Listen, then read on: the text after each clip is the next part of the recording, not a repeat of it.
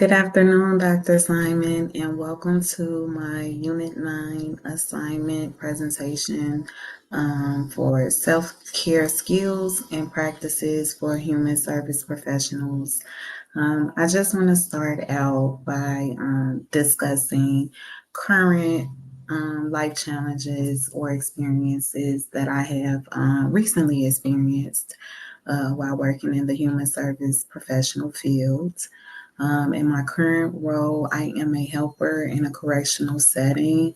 So I am consistently helping clients who have frequently experienced some type of crisis, trauma, and some who have severe and mental health issues.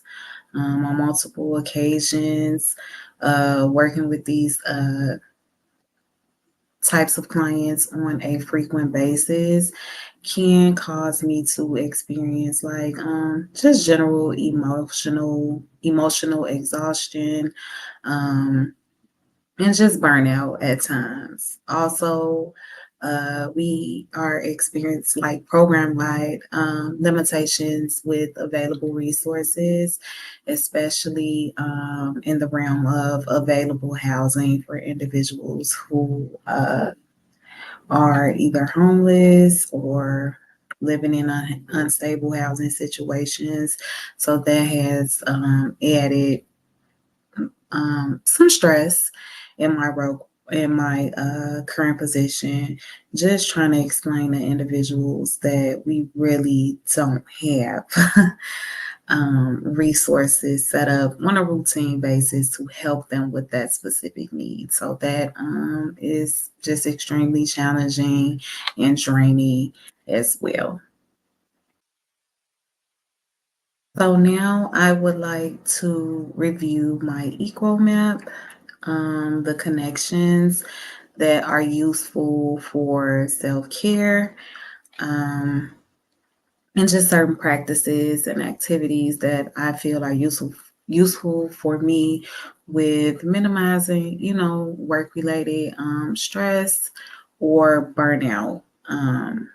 So for my connections, generally include people, places, things, activities that I like to do or engage in to just help me regain balance, get my emotions and my mindset back in order so I can continue to move forward and do the work that I need to do.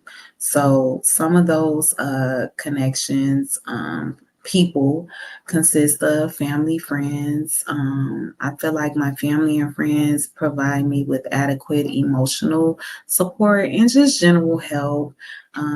Working in the helping professions, it can be strenuous at times. So just whether that looks like receiving assistance from family, like with childcare, in the instances that I need to work late or my schedule is changing, that's generally helpful. Just having a safe and adequate space and positive support from family and friends, it's just always good. I also try to have or get professional support at work from colleagues, my supervisor, mentorship from my supervisor, especially dealing with this housing limitation. That's extremely important. And I also feel that individual therapy or group therapy, just as an extra support for, any mental health needs that I may have um, with dealing with professional burnout or anything like that. I think that is extremely useful. And of course, if I'm in therapy, that's a person to person relationship, working with a mental health provider. So that's good. Now, I think for the places, I really focused on my home and work environments because those are the two key places that I'm generally at most of the time. So I try to ensure that my home environment remains as a personal safe space for me when I can just generally relax and be around positivity. My work environment is the same. I try to ensure that my professional relationships are positive. We also, because I work in a correction facility, they have created like a relaxation area. It is mostly for the officers, but they do allow the civilian employees to utilize that area as well. It's like a dim kind of lighting. The walls are like this light blue color. It's just calming. They have the most relaxing like recliner chairs. You could just sit there, take a load off if you are feeling, stressed. Some of the chairs I believe have like a massage little function. So that's always helpful as well. And our management team always encourages us to, take breaks as needed if we are feeling, overwhelmed due to some of the situations we may hear about. It's not uncommon for you to just take a break, just to regain your composure, make sure your energy and your attitude remains in the best space to continue to help the population that we work with. Um, I did mention individual group therapy. Currently, I am not engaged, but I'm not against um, seeking out therapy just for additional mental health support. I feel like it is very positive just to have someone to listen and help you evaluate your thoughts and concerns for things that you may be struggling with or just generally having a hard time making, quality decisions about things that you need to handle. I feel like a great relation to that individual group therapy are some of the activities that I like to use just to generally relieve stress. And for me, those activities look like meditation, whether that's just sitting in silence for some time. I also make sure I pray. Um, at least once a day. I do like breathing exercises, especially when I am find myself frustrated. Just allowing myself to become re-grounded by taking deep breaths is always helpful, and it helps me clear my thoughts. I also like to listen to positive affirmations and calm music that quickly helps me regulate my mood and get back into the game of things. Um, what else do I have here? Um, as far as like personal me time, I think another activity that is extremely helpful for me is just making sure that I maintain social interactions with other adults. And that looks like just general outings with friends and loved ones, but just creating that work-life balance, if that makes sense. Doing things that I enjoy that may look like dining out, catching a movie with a friend, just meeting up, possibly at a friend's house to have just general conversation, catch up with one another, and have that social activity going. And I don't get to do it often, but I think at least once or twice a month is helpful for me, and it gives me that balance so my life does not feel so consumed with work. And I also try to ensure that I keep up with a self care routine, certain hobbies and wellness products that I like. I absolutely love aromatherapy, scents, candles, and oils. They calm me. And just hobbies. I love to shop, probably a little bit too much.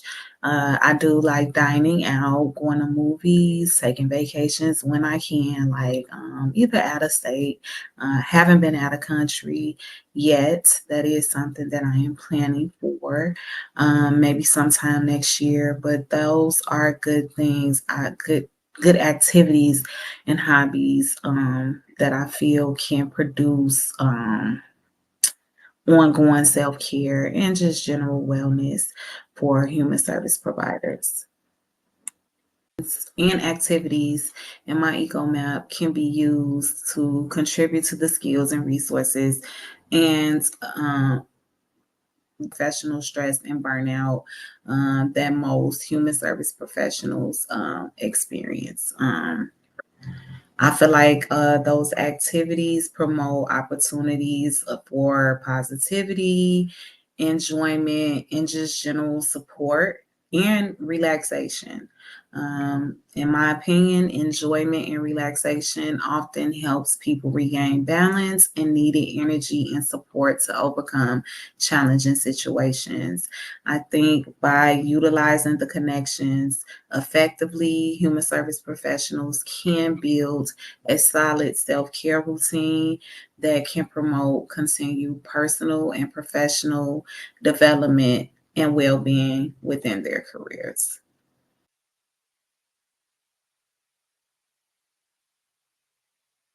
Before I jump into the evaluation of on the research on self-care practices for human service professionals, I felt it was extremely important for me to just highlight a huge takeaway that I have gotten from reading the scholarly peer-reviewed article titled Burnout.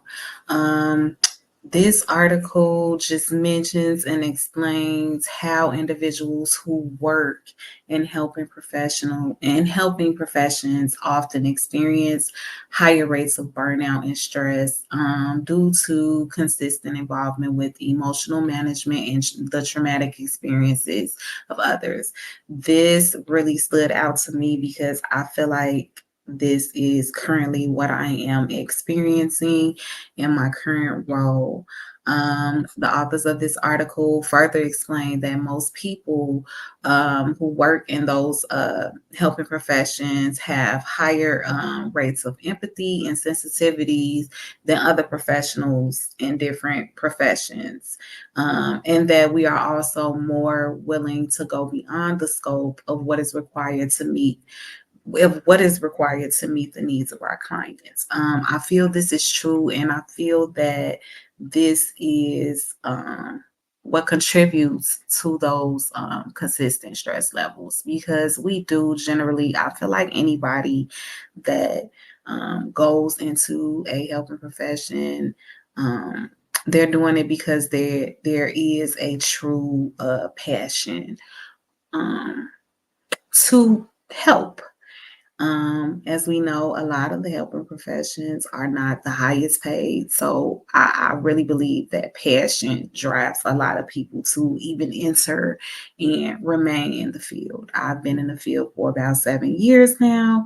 So yeah, I am experiencing some of those effects. So I feel that this assignment was extremely important and needed to just increase my awareness about my self care and just to take a second look and to see if there's additional additions that I could add.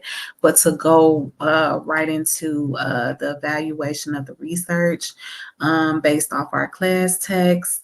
Corey and Corey explained that there has been an abundance of research and clinical evidence that supports the value of therapeutic lifestyle changes, such as time in nature, changing your diet, regular physical exercise, and recreation, relaxation, and definitely spiritual involvement. They list those activities as things that can enhance general wellness and self care. And they suggest that these activities are just as effective as psychotherapy and pharmacology. So, with that being said, it takes me back to some of the things that I mentioned in my eco map. Like I do frequently feel that it is necessary for me each morning to just have quiet time with myself, and after that, that is just followed by a prayer, just requesting peace and positivity throughout my workday, strength for me to move forward and do the things that I need to do for the clients that I'm working with, despite the challenges. Just peace um, and minimal levels of stress while I am in my work environment. So that taps in to these therapeutic lifestyle changes that the book mentions that are, helpful for human service professionals. I have not tapped into nature. I'm not really into it, but I'm not against it. I'm open because maybe being in nature more could be therapeutic for me. Considering that right now my environments are mostly simultaneously between home and work, I'm not against adding some more nature. So I do believe in lieu of uh, psychotherapy, that these could be just as effective, because I feel like these activities at the end of the day are helpful in regulating your mood, and just making you have some positive change um, throughout your day. So those are good. I'm going to move along to my pro score from the learning assessment categories as a helping professional. So my score for compassion satisfaction, I received a 28. Believe my score is where it's at. It's just because of the current challenges that I'm facing. And that's an indicator to me that I can step it up in more areas as it relates to self-care. My burnout score is listed as a 31. I agree with that. If I don't make some changes soon, um, that could have negative impacts on me and my service delivery. So I am really looking forward to increasing self-care, and I feel like that's going to be a vacation for me. Just a pause from all the work that I'm doing, just to regain um, self sufficiency for me, get my energy levels back where they need to be so I can continue to do what I need to do professionally for myself and clients.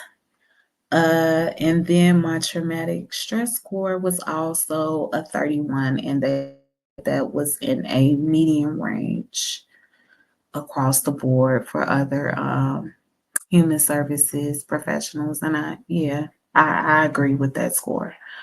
Sample SMART goals that I feel that I will be beneficial for me are for me to be committed to add some physical exercise and make moderate changes to my diet at least 3 times a week. And that physical exercise it's moderate, just maybe 30 minutes of walking at least 3 times a week just to get started. And hopefully I can, move towards 5 days a week. But for the next 3 months, that is my SMART goal. I feel like it's specific. I can measure it. I can measure it by tracking it on a calendar in my phone, how many days I did it, or a calendar on the wall, how many days I missed.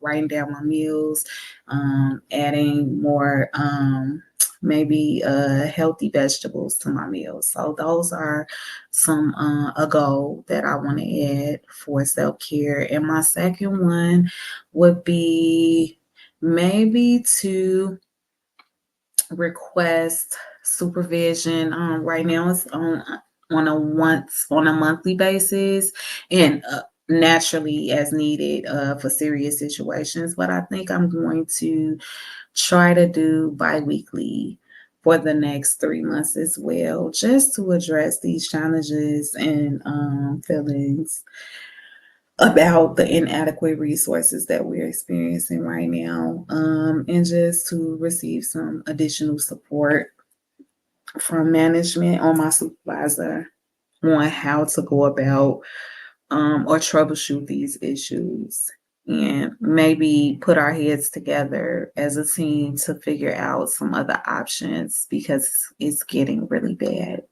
So those are the two goals that smart goals that I will be adding to my self-care journey for the next 90 days.